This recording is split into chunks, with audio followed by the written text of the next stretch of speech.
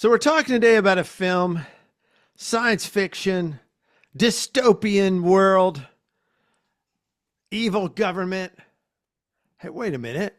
This story sounds familiar to me. Hey, wait a minute. This is Acts. Wait a minute. We're Testament on the Angel app, and I'm talking to the creator, writer, director. The guy's got more hats than Walmart. He's wearing a lot of hats on this. Paul Syrstad. Paul, welcome to the show. Great to be here, Rick. Thanks so much for having me. So this was filmed in London, and you're there. Are you in London? Yep, based in London. But a quick correction: it's not a film; it's a TV series. So it's way more than that. It's a lot of films put together. I'll tell you what, it looks like a film. That's good. That's the intention. We wanted to make it cinematic and in that kind of the vein. So it felt a bit. We've shot on anamorphic lenses. We made sure it looked like CinemaScope. We wanted that the feel of kind of old Hollywood. The lighting, the acting, everything about it just says film. I mean, it really does. So great job. I'm glad. Thank you. Yeah. So talk to me a little bit about Testament. Somebody's just listening to our podcast now, figuring out what in the heck are we talking about. Talk a little bit about the show. Sure. Well, you'll recognize the story if you're familiar with any of the Bible stories. It is the book of Acts. So we are telling the book of Acts from Acts chapter 2. So this is after the ascension of Jesus. It's after that ministry. And we dive in straight into the whirlwind that is Pentecost. But the difference that we've done is we've set it in this alternate modern day. So it's a world that looks a lot like ours. It feels a lot like ours, but with some key differences, mainly so we could tell the same story. I don't think you can really do the same story of the Book of Acts within a digital revolution. So we had to make some changes to the modern day in order so we could stay faithful and true to the spirit of the text that Luke has written. Well, yeah, I mean, the whole thing is you're able to create a new universe. Just the whole concept of it is, we're not doing a faithful retelling of Acts. We're in modern day, but it's interesting how you have, the soldiers look like they're modern day Roman soldiers, with it's so cool how you tie it all together. What was the idea? How'd you get the idea for that? It started, I started training as an actor. And then at one point, kind of in my career, I felt God impress on me to get behind the camera and tell stories that mattered for him. And so I started doing short films, reimagining parables, but in modern settings. And the goal of this was to try and convey. So I did a lot of youth work in youth ministry, and one of my favorite examples is someone talking about the Good Samaritan, and the message that they came away with was, oh, Samaritans are good. I was like, yeah, of course, I can see how you'd get there without any cultural or historical context. So I wanted to pull out some of the truths, obviously not all, they're so layered, but some of the truths in the parables into a setting that might be a bit more easily relatable for audiences today. And that developed into a feature movie where we retold a portion of the Book of Acts, and that kind of got picked up by Angel Studios, which was awesome. And they then in discussions with them, we went, well, let's do it proper. Let's do the Book of Acts, but in this alternate modern day setting. So it was a bit of a journey on how we got here. But I'm glad that we have. You've got 2 episodes that are available now. I've seen both of those. And how can people see this? Do they have to be a member of Angel? They have to be. It's on the Angel streaming app right now. Is that really the only way to see it?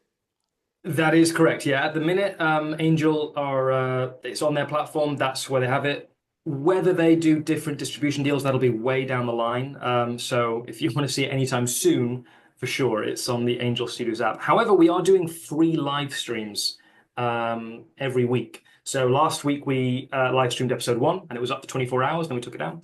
And then this week on Monday, we're actually going to live stream episode 1 again and episode 2, and then take them down. And then 3, 4, 5, 6, 7, 8. So everyone will have a chance to watch the show for free at least once. And that's a 24-hour window on Monday. Usually, is Monday the day? Monday's the day, apart from episode 1, because that was Pentecost Sunday, so we couldn't, could definitely didn't want to release it not on Pentecost Sunday. But yeah, Monday's the day. Fantastic. And how many episodes are you guys? Have you figured that out yet? Oh yeah, we're the first season's finished. So we've 8 episodes is season one. They average about 48 minutes per ep. Mhm. And but we're planning a multi-season TV show. So this is not, we are going to leave you with some cliffhangers. We're going to leave you with some questions by the end of season one, because we're planning on a multi-season show. You know, the Book of Actors, this expansive story that really goes over 20, 30 years. So we want to make the most of all the goodness that's in there. And you've shot all 8 episodes? Yep, and they're coming out weekly. So this Monday, Monday 16th, episode 3 will come out, and then episode 4, 5, 6, 7, 8. Every week. So That's it. 45 minutes a show, 8 shows, 6 hours. That's like 3 movies. Yeah, either, 4 movies that cinemas really like, and then 1.5 hour, or yeah, 3 movies of this normal length. You know, now you're writing and directing on this one. Are you doing that with all 8? Yeah, well, we did all 8, so yeah, that's how we did it. So I got to write with Faith and Kenneth. Faith is my wife, and Kenneth is her brother, my brother-in-law. So we wrote the episodes together. We took lead on different eps, but yeah, that was a joy and a real privilege to be able to write it. And you directed all 8. Yeah, because we're an independent show, not, the budget's not huge. So we had to film it like you would a movie, which is you might be filming scene 3 from episode 4 and then scene 9 from episode 2 on the same day, making the most of the location. So it's called like location-based shooting. So you got like that courtyard in London. So you're filming there for 3, 4, 5 days in a row. Exactly. All scenes from all 8 episodes. So you got to have all 8 shows written. Yes. Fine-tuned. Yes. We're not, and the time is tight. So we're not making up new lines on the spot. The actors need to know their lines and they need to repeat them the way they're on the page, because we just don't have a lot of time to discuss this, Yeah. What was wonderful though is because I come from an acting background, I really wanted to make sure that we had the chance, because it's not, a lot of it's not easy text. Like it requires some good acting chops, as we say here in England. So we actually did 4 weeks of rehearsal prior to shooting. So it was during the pre-production, as all the teams were, doing wardrobe and production design and stuff. But for half a day, every day, we rehearsed the show chronologically. So obviously the main scenes, there's lots of bitty things that aren't really you don't need to rehearse. So it meant that all the actors got to have at least a sense of the show as a whole, chronologically, which I think is important when you're asking an actor to jump from here to there to there to there, all in the same day. So you got 4 weeks of, kind of going through it cold. How long did you take to shoot it? How many days of filming? We shot it in 80 days, so that was 16 weeks. Then we did 4 days pickup, nearly a year later. Once we had everything edited and stuff, we knew where the holes were and where it just needed a bit of, injection of some excitement and stuff. So we did 4 days of pickups. This is where being 33 helps, because you got 0 hours of sleep. What were you doing? 4 hours a night? Yeah, pretty much. I mean, what's nice, I guess, in weird ways. Obviously, we're here in the UK filming there. Then we've got marketing meetings with Angel, which is the US, which are a little different time zones for us. And then my VFX team were over in Australia, so it meant that I could really latch on to everyone else's working hours, which was nice. Just stay up 24 hours. You could just not sleep at all. And then you could talk to America, Australia, and England. It's great. Exactly. Oh, that works. That works perfect. It really worked. And to be honest, I don't think it would have worked if it wasn't that way. But I mean, God has blessed me with being able to sleep. So I'm very grateful to him for that. Wow. So as far as viewing it, it's worldwide. It's Angel app. That's the way. That's it right now. Yeah, and that's one of the reasons actually why when we first had the movie, I was kind of shopping around to different distributors. And something that maybe people aren't aware of is that before Angel, it was actually quite hard to, if you're not in the US, watch any faith-based content because they're all quite geo-locked within those different streamers. Right. I'm not going to mention them, but and so Angel was the first one that, at least to mine, and I keep my ear close to the ground. When obviously originally when they had The Chosen, it was available globally everywhere, and it was just this. Oh, you're not treating, just the States as the only market, because if these are stories that matter and they are global, in terms of the themes that they carry and the message that they carry, that was kind of one of the key reasons why we went with Angel Studios. Yeah, I mean, I don't think this would have been possible to have been made No. without Angel, because you're clearly saying Jesus was the Messiah. Mhm. You're clearly saying he's divine and that he literally rose from the dead. This isn't a metaphorical Christ rising from the dead in our hearts. It's an actual real event, and people are actually getting healed. I mean, I just don't think a secular movie studio is going to have anything to do with it, No, I mean, they're getting more friendly. It seems, at least from the outside now, which is good. I think there's just a recognition of, us understanding our audience because we're part of that audience. These are stories that matter to us.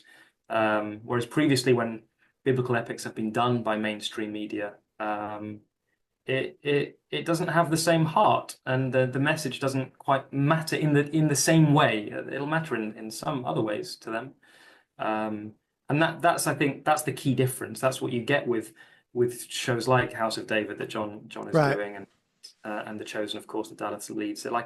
There's a clear heart for the stories that they're telling and that they're representing. I think that's the key. We're representing a better version of the story which is found in the Bible. Well, there is no better version of the story found in the Bible, but there's Exactly. nothing better than that. But I mean, Exactly. I see this set apart from Angel, from The Chosen, whereas The Chosen is going back in time and trying to retell a true story and obviously adding things that could have happened, maybe might not have. This, I think, is on a little firmer ground because it's clearly from the get-go where we're creating a world that doesn't exist, and we're taking the truths of the gospel and interjecting it into this world. So you're not really hampered by, well, did Thomas's girlfriend really die? And did he get really upset? And then he's mad at God, and that's the reason why he doubted. I mean, you don't have to fight with any of that. You're not struggling with that. Hopefully not. We'll see what people, but I do think that is going to be a part of it. It's there is a leniency because we are, doing it in this way. But, really, I think what people have been surprised about when seeing the first few episodes, at least the audiences that we've kind of interacted with, is that we are telling the same story. We haven't, all the names are the same, all the places are the same. We call Jerusalem Salem, and that was intentional. But Salem was another name for Jerusalem. Antioch exists, Lystra, Derbe, all these places. What we've really done is just done an aesthetic layer over the top, and really it's. I get the privilege to preach at my church, and whenever I do, and whenever other people do, we often try and get the congregation to imagine ourselves, back in the early church, because that's the template for us. And so as that kind of want of communication, I was like, well, what if I try and do it the other way? How close can I get the world to us? And so we can, re-engage with a story, with the same story, but in a way that might hit us a little differently. I remember. Yeah. I think you have to be careful though how you communicate that, because you don't want to communicate it. Well, these stories they're old. They're old fashioned sandals and robes, and they don't really connect with us now. The Bible just isn't relevant to us anymore. So we need to make it relevant by putting it in a dystopian world that we can all, get excited about. So, I mean, I think that would be for me, just a challenge to you is be sure when you're communicating it that it's communicated. The Bible's enough. You're not needing this to make the Bible any better. The Bible is The the Bible is the best truth, thing. and The the Bible is the gospel best is the power of salvation. End of story. 100%. End of story. But as communicators, as preachers, as people who are evangelists, we try and communicate truths in different ways. I've known people who have gone saved from hearing, a song, and they've realized the revelation Right. of who Christ is. I've known people who've had to have it logically explained to them. I've heard people see a play or something that wasn't quite, but it alluded to, or films such as like Hacksaw Ridge, which Right. suddenly not telling the gospel story, but my goodness, is it telling the gospel story? Yes. Yes. And so I think we're not we're presenting the story in a way that Shakespeare's presented in different ways, but it's still the The text. It's same. still the The same same story. text. And And so we yeah. always go like, find your spoilers. Go to the Book of Acts. It's better there. It's more fun there. But audiences on, I don't know about you, Rick. It took me a while to figure out how to read the Bible, how to read when it was historical, how to read when it was poetic, how to read when it was prophetic literature. They're not written, the books of the Bible are not written like Stephen King writes his novels. Right. Right. And yet we sometimes try and read them like novels. So there's, Paul writes about milk and meat, and often we focus a lot on the meat, and that's good, but we can't neglect the milk. That is actually the thing that people might draw people in first, and then obviously get to the good stuff. Yeah. I mean, I watched. I interviewed John for the show, John Irwin, and watched House of David, and went right to First and Second Samuel. Started reading up, and just really digging in and just loving it. I got Right. a commentary, and just kind of dug in real deep. So, and that was really, and that's what John wanted. That's exactly what he wanted. He wanted to make something that would then get you interested in going to the Bible, because your show isn't going to save anybody, but the gospel, the power of salvation is in the gospel. And so if I can lead you to the gospel, there we go. And using creative. So I'll just say, as far as the creativity and the art of this, the acting is really good. And Right. and when I see good acting, I attribute that to the director. Because I know when there's bad acting, I say that's the director's fault. Yeah. I mean, I blame the director. When there's bad acting, I blame the director. And I know finding, getting the right actors, getting good, but making it believable, that's a whole other thing. And Yeah. this thing does not look like a low budget at all. It doesn't come off low budget. Lighting, camera moves, special effects. But I think what really takes it up over the top is just the level of acting you've got in this thing. So Yeah. talk about your they're actors and working with actors. As an actor yourself, talk about directing actors. But before we do that, I just want to say, Paul, great job. Great job. Thanks, man. Thank you very much. I think one of the great things about still being in this independent system and working with like a studio like Angel is that because they hold no creative control or sway over what we are doing in our shows, which is unlike most distributors. Um, we're not in a place that we have to like offer certain names or certain people. We can spend our time searching for the best people for the roles, and that's it. And so we hunted with Annalie Powell, our casting director, hunted the theatre scene for these great actors who are in the UK, and just really put them through their paces in the auditions to see if they could handle some of this text. There's some stuff coming up in later episodes which is it's just difficult. And so it was great. And yeah, that's why the rehearsals were important. I got to sit down with a lot of the actors one-to-one and really just talk to them, asking them how they like to be directed, what's helpful, what's not for them, because every actor is wired a little bit differently.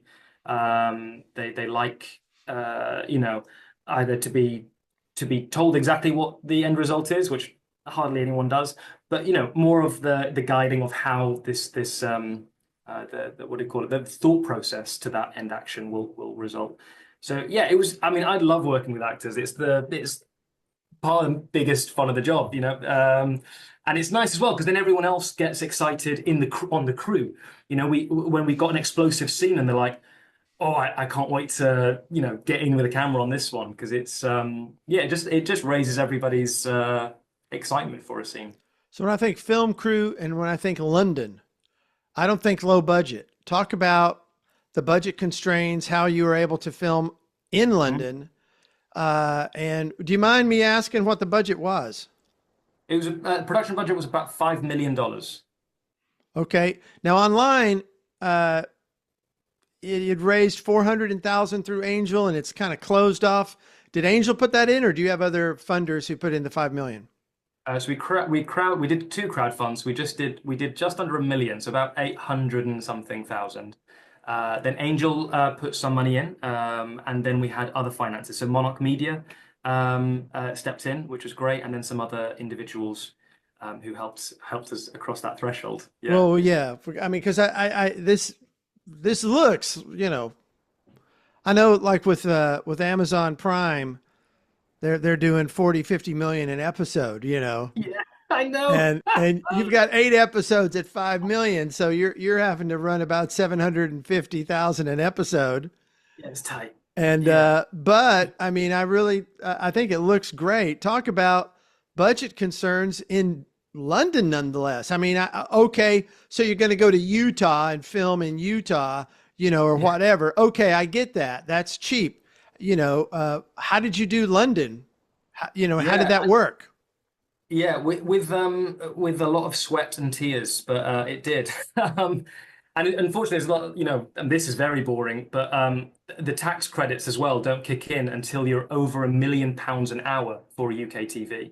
It's different for film. Actually, you can get a tax credit at any time. So we didn't even get that, which was a shame. But because we're used to making things very cheaply, we still approach this, even though it was a bigger budget, like bigger than I've ever had before, um, with a scrappy mentality. One of the cameras that we used is called the Ronin 4D. It's this really strange chicken camera that like you can shake it up and down and the lens stays completely still. Mhm. A few little jitters, but they're fixable. But as well, you can detach that and put it on a wire and have it away from the camera. So we put that on a stick a lot of the times. So there's now and again that you have some like crane-like type Right, shots. We did not have a techno crane. We can't afford a techno crane, but we can afford a stick and a camera on a right. stick. That's a stick, camera on a stick. Looked And like a huge, huge crane shot. yeah, and so there's and you kind of go, oh, I wish it could get a little bit higher, but we can't. So we're going to make the best of what we have. Get a bigger Um, stick. get a bigger stick. That's what I needed, Rick. Um, And then things like, I mean, James Ducker, our DOP, did an incredible job. There's some locations that are in later episodes that, a few months before us, Napoleon was in filming, and we know that they had weeks of pre-lighting, getting everything rigged up. We did not have the same kind of lights. We were rocking up to locations the same day we were filming, um, and he was just kind of lighting as best he could, and it pays off. I remember in a HO heads of department meeting, he went, "Guys, I don't really understand this. This shouldn't work, but it's working," Yeah. um, and that's good. I also did whilst we're every day after filming, I would come home and I would edit together like about a minute or two of what we'd filmed that day. So that the next day I could come to set and show the cast and crew, like no dialogue or anything, just visuals. So you could have less sleep. So I could have less sleep. But the payoff is people got to see what they were working on.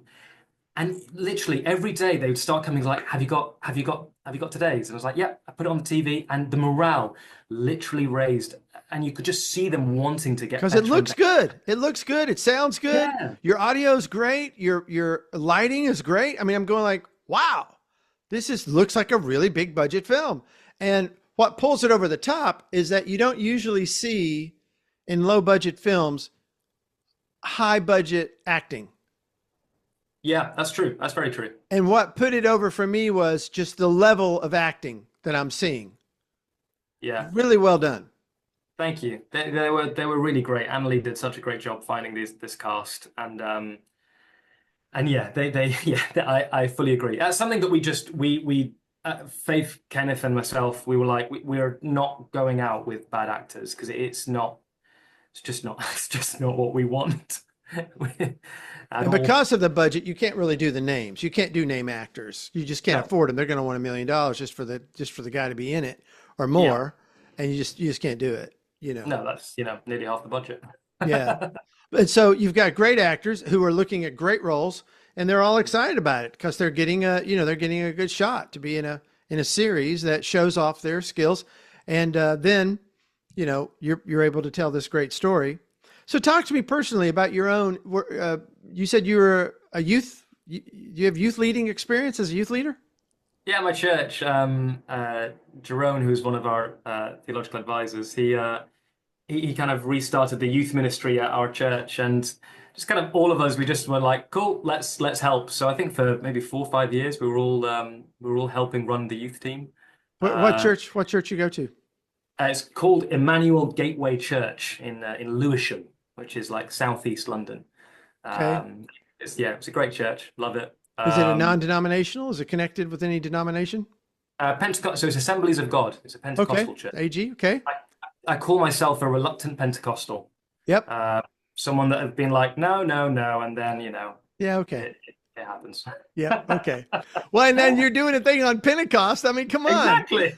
Gotta do it, You right? got to Gotta be do it. AG. If you're gonna do that, you got to be AG. Come on, crying out loud. Yeah, exactly, exactly. Yeah. Yeah, and then it was just, and then like I've kind of during my walk with God and just growing to love His Word more. I stumbling across. Do you know the Bible Project? Yes. Oh yeah. That I think just changed the way I approach scripture, the way I read, the way I understand, what I'm about to read. They made me excited to read the book of Numbers. No one should be able to make anyone excited Hmm. to read the book Right. of Numbers. But like, so I just loved being able to open up the Bible in its kind of macro form. To be able to love and relish the micro that's within it. So yeah, I'm very grateful for their ministry because that was hugely impactful in my life. Fantastic. Fantastic. Yeah, we were out in England last year. I was on a project I'm working on and very interested the whole Church of England thing. It's very interesting, you know. Yeah, It's Catholic, it's not Catholic. yeah. It's Christian, it's not Christian. It's The a history mess. of it is strange. It's strange, but they're doing that. Like they've recently over the past. I'm going to make up a number, so let's not do that. They've recently done opened churches that are they feel a lot more non-denominational in their approach, like HTB. Uh, and that's been a big reason for the rise of churchgoers, especially in the young people across the UK, which is incredible, really. So they're doing something new, which is fun. I like that. What's the state of the church, the Christian church in the UK? What would you say the percentage of there's people who go to church and then there are Christ followers, you know? Yeah. Yeah, you know what I'm talking about. There's a Oh difference. yeah, 100%. So Hugh Osgood, who is a mentor and a friend of mine, he's kind of holds some like high church positions. He was leader of the like basically if you weren't Catholic and you weren't Church of England, he represented the rest of them. So just the others, us. But he said I think back in the 70s he did a prayer to for the death of nominalism. And now I think it has very much come true. There's been a death of nominal Christianity here in the UK, which I think is a positive. This kind of going to church just because that's what we do, or identifying with being a Christian because you're a Westerner, which is bizarre because it's not a Western religion, and this idea that just because you're here, you are Christian, that's kind of decreased. And I only see that as a good thing because it means that we know where we are and we know actually what the mission field looks like. We know who to communicate with, how to communicate. We know who to grow. And so that's been it's an interesting thing. I think it might feel daunting for people, but I don't think it is. I think it's a healthy place to be. There's a lot of Um, history of the church there. You see these big churches everywhere you yeah, go. The architecture is there, and the architecture of Christianity is kind of woven into yeah, English very much. culture, yet it doesn't seem to, it just seems to be a dead. A lot of the what they call Christianity seems dead. Coming from Nashville, Tennessee, Yeah. where there are more churches than there are gas stations. That's Wow. true. I believe you. There are more That's, churches in Nashville than there are gas stations. So wow. in You guys must not Nashville, drive a lot. everybody's a Christian. I grew up in church, I was born a Christian, and but I remember when I lived in LA, it wasn't that way. If you went to church and said you were a Christian, you were making a statement. Whereas Yeah. in Nashville, it's a little bit more cultural, just kind of like what we do. But, uh, I but, think but that's similar to the UK. I mean, obviously, the England is an older at least country. Um, so there is that danger in any nation that's been Christian. I mean, there are a lot wiser people than me who should talk about this, but my 2 cents are, it's the danger of any society that calls itself Christian um, for too long and leans on that fact or leans on that belief. Uh, Whereas, followers of Christ turn the world upside down. There is difference, and it's scary and cool, and that's kind of the point of this show as well. To just kind of go, exactly. that's where we're trying to go. What does it mean to be a follower of Jesus now? Yeah. And it's interesting, the world, everyone in your show has English accents, of course, They but do, they do. it's an interesting analogy of England, of the Mm, church in England right now, and I only know that because I spent 3 weeks there recently in England. And just seeing the culture, having a state church is very different from here in America. yeah, It's a very different concept where we pray for our leader, our sovereign. We call him sovereign, which means all powerful, all knowing, yeah. sovereign leader, King Charles and Queen Camilla, and we pray for them, and they're the head of the church. It's just a very different concept than what we have here. But I mean, I see so much in the film, in the church going against the government, and this government that's supposed to be religious but is not really pro Jesus. Do you see any of that kind of a similarity with what's happening with the church in England and this underground movement coming through England? Do you see that? Or I I thought it was just an interesting thing I noticed when I was watching. Yeah, to be honest, I don't think it's England specific. I think you can layer that onto any country, whether it be the United States, whether it be England, whether it be Germany. Um, it there's always,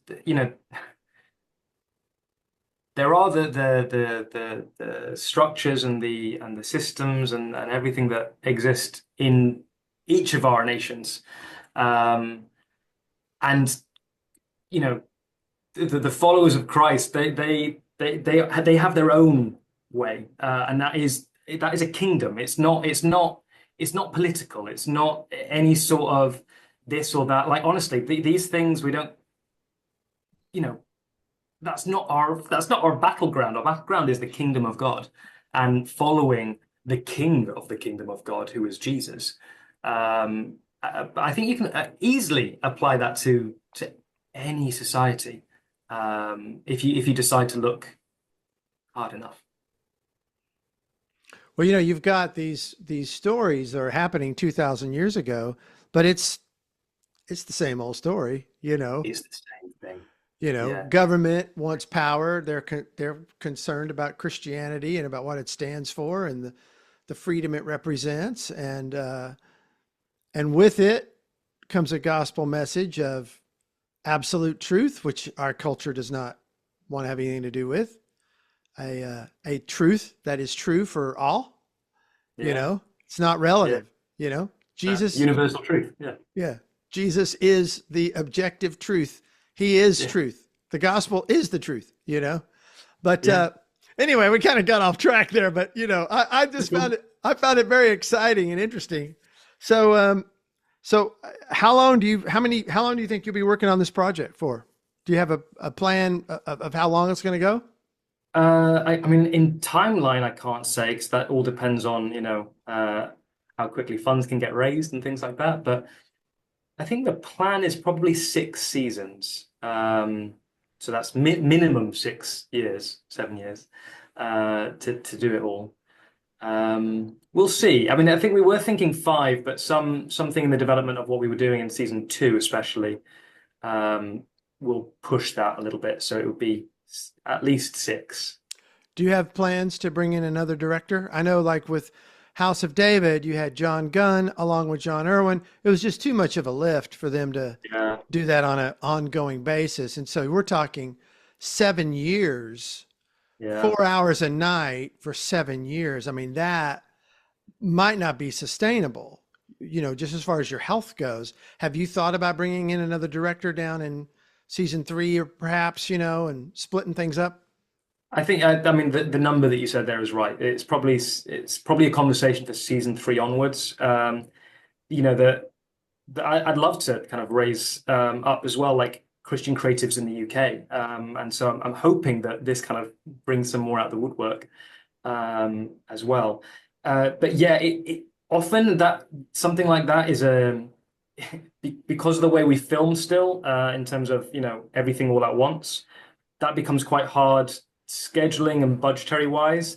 So hopefully, yeah, you're right. In season three and beyond, we can maybe move to how a normal TV show is filmed, which is maybe 2 episodes at once, but still one and two, three and four. And that's the point where you'd absolutely be able to bring in other directors, which would be great fun. I think yeah, that would be exciting, to be honest.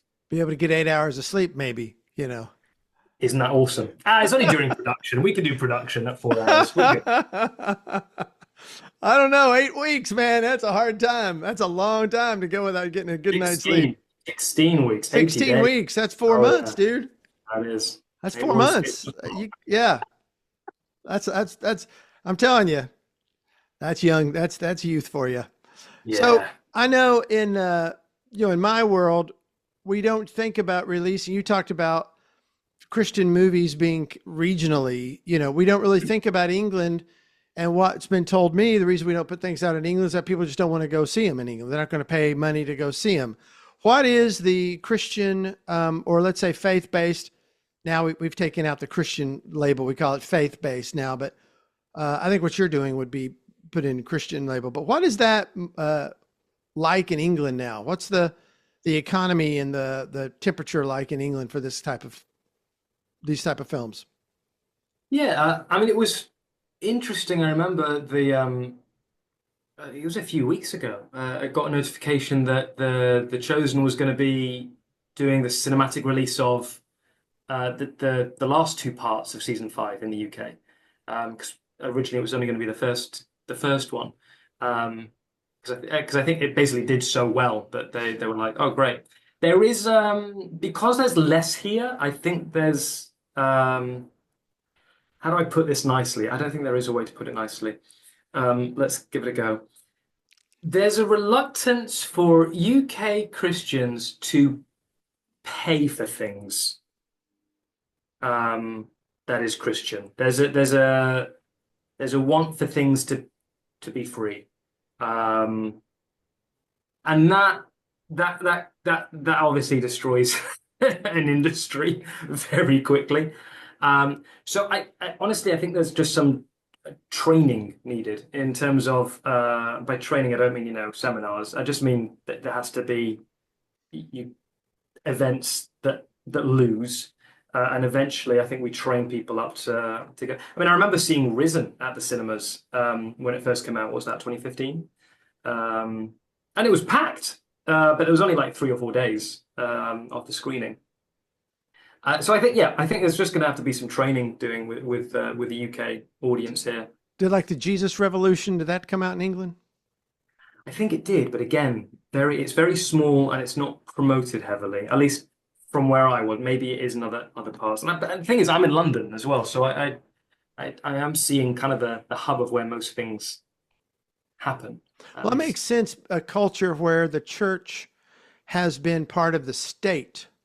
So Mm. the funding of things, all things church, has been funded by the state. People haven't had to pay, although their taxes are paying, but they don't see it that way. They're not having to go pay for a movie or something. The state has provided art or whatever for them. It's a bit of there's probably a little misnomer there of the church and state. It certainly is true for the Church of England, but that the most rapidly growing denominations here in the UK are the probably Pentecostal Mhm. ones, some charismatic ones, um, and there's a real probably the way you see the UK Church of England is probably the way most free churches see it as well. Not a bit historical, a bit state. So I think most, or at least many Christians here in the UK don't have that connection, at least with the Church of England and the state funding stuff in terms Okay. of religion. Well, Um, yeah, well, that is maybe, interesting. I mean, because it has been a hard market for yeah, yeah, for Christian filmmakers. It's been a hard market and we just don't think about it. I mean, like I've got a new film I'm working on, and it's gonna, we're gonna do, of course, here in America, it'll be in theaters, but then we're talking about Brazil, yeah. Mexico, South Korea, and that's kind of it. We don't think England, we don't think France, we don't think Germany. You know, um, Hopefully, though, the at least the ability to watch things, whether it's after the fact on streaming platforms or on things like that, you know, this again helps the training. It helps the language of going, these things exist. Whereas, I genuinely remember what 15 years ago or 10 years ago, trying to watch stuff from Pureflix, for example. And I literally couldn't. I couldn't even yeah, log on. I couldn't even read a blog post because for some reason a blog post was geo-locked. And I'm like, this are these stories not? And I get there's licensing agreements, there's deals to be done. But when things are 15 years old, I know those licenses are up. right. Um, why, why, why are they still not available just to watch? Can't even People, watch Pureflix in England. You can't even see anything on it, any of those films. So yeah, I get that. So do you want to keep making films in England? Is that where you want to stay? You want to keep staying there and doing what you do? mind. I'll go anywhere. I like telling stories. It's fun. I don't mind.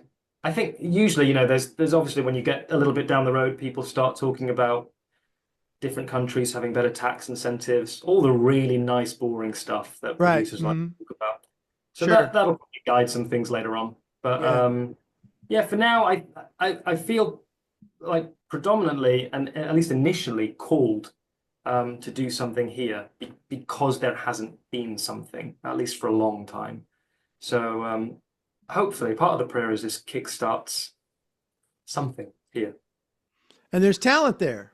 You've got talent Mhm. in England that Oh we yeah. haven't seen in the States, And like a lot of these actors, I mean, one of them I noticed was in House of David, but um, Do it. many of them, I've never seen them before, and these are talented actors. And your film crew is very talented. Your lighting guy, my gosh, he's running and gunning the lighting. I'm sorry, Yeah. that's amazing because that Yeah. lighting looks great.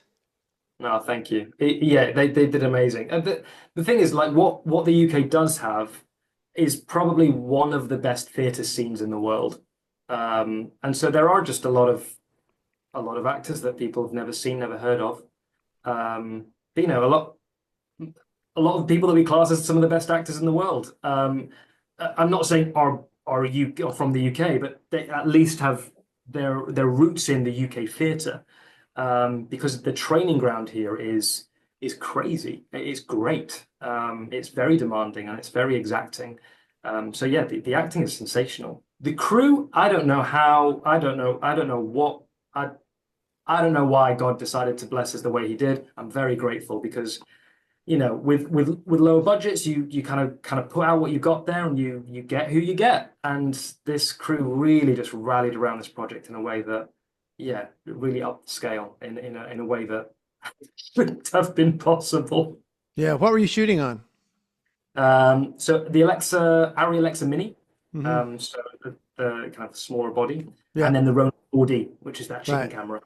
And then we use these anamorphic lenses, because they've been democratized a little recently. So some Laowa Proteus 2X anamorphics, and then on the chicken camera, Laowa had released these like very small anamorphic 1.5 times D squeeze. Very boring. Sorry for everyone who is not interested in what I'm talking about, but very very small, very light, so they could fit on this because the chicken camera is like a gimbal, like built into a camera that's got a Yeah. transmission. And what that does is that takes away the shake. It stabilizes your footage. So it looks like you're on this amazing expensive dolly where it's Exactly. actually just a little thing that somebody's holding with their two hands. Yeah. And, and it's got a gimbal on it that keeps it steady, even when you're Yeah. moving and not perfectly steady. It looks a perfect steady cam, which in There's a the lot day of was very expensive to have. They still are. Steadicam operators are one of the most expensive, people to have on a set. And so we were like, we can't afford it. So this was our way of being able to do walk and talk shots, and those interesting, flying around shots, just any way possible, really. And it's yeah, sure. It's when you break it down, the camera's not as good as the Arri. Of course, it's not. But it can hold up if you Yeah, if look you great. Look great. Paul Syrstad, you are going to be a name. I'm telling you, very talented. Thing Thank you. looks great. Everything about this is so well done. And, I'm interested to see what the future holds for you and where you end up going. Maybe you come to Georgia and get that tax credit. I've heard about the Georgian tax credit. And you It can is, sell them. You can sell the tax credits. oh, wow. 90 cents on the dollar. See, you can sell your tax credit.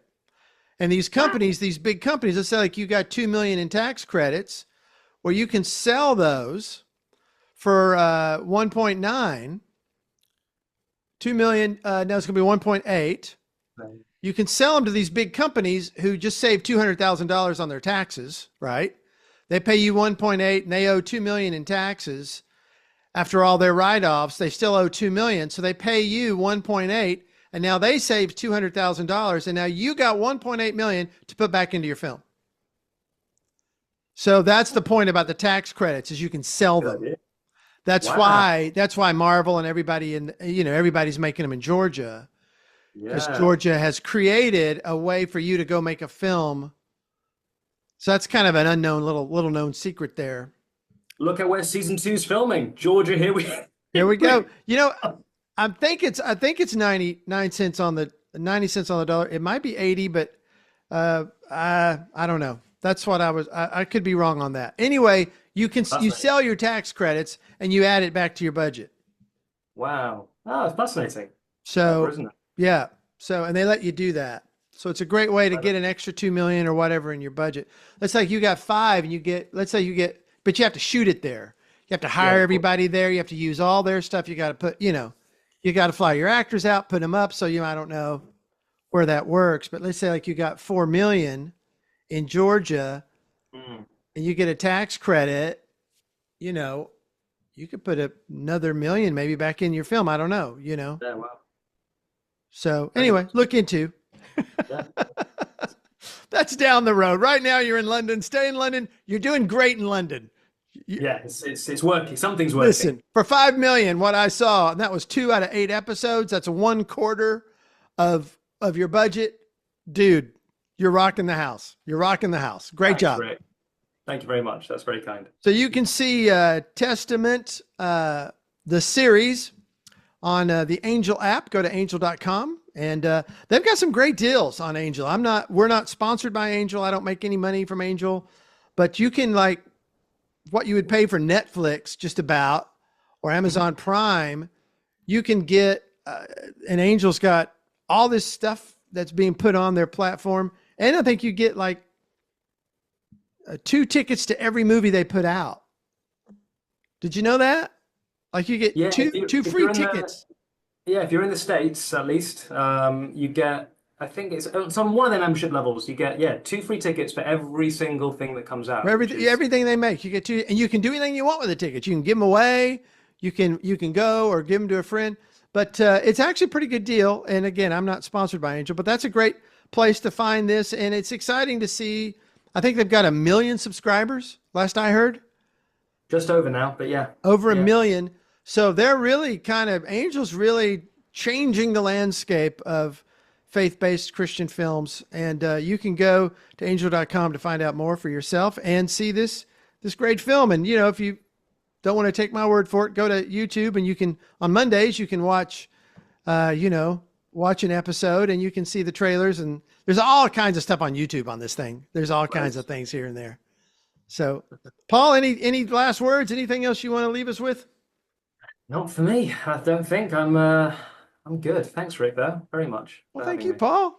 All right. Well, it's almost 9 o'clock your time. Get some rest. I will do. Thanks so much, man. Have a All really right. wonderful day. Great talking with you. Thank you so much for being on the show. Ciao, ciao.